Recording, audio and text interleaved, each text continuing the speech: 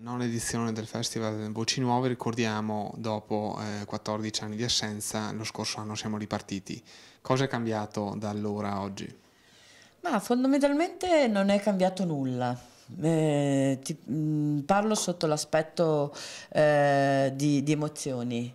Nonostante il fatto che siano passati 14 anni dallo scorso anno, dall'ultima edizione che avevamo fatto, ho visto che c'è tanta voglia di fare.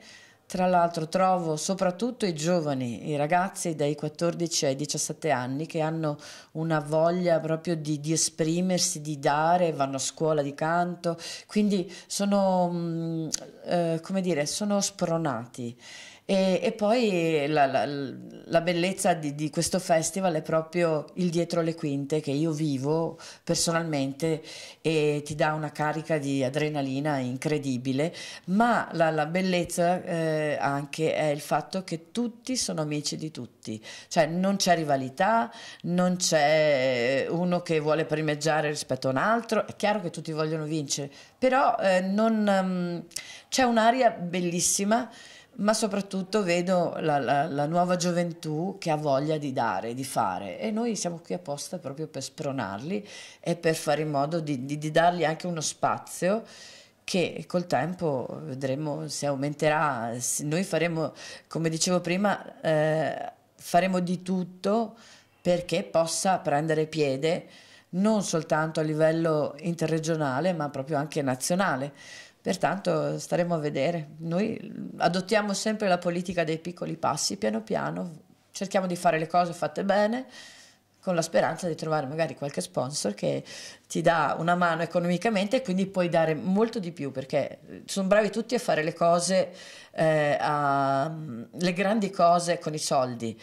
Il bello sta nel fare le grandi cose con pochi soldi. Già da adesso in crescendo rispetto alla scorsa edizione è già aumentato il numero degli iscritti, proprio i giovani di cui parlavamo. Sì, perché soprattutto si sono resi conto l'anno scorso, perché certi l'ultima volta che l'abbiamo fatto era 14 anni fa, 15 anni fa anzi, e certi non c'erano neanche, non erano neanche nati, quindi certi invece non se lo ricordano a malapena.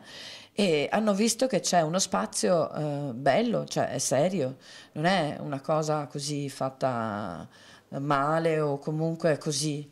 L'anno scorso chi è venuto, chi ha partecipato, ma soprattutto chi è venuto a vedere, non si aspettava la serietà della cosa, e quindi è importante per loro.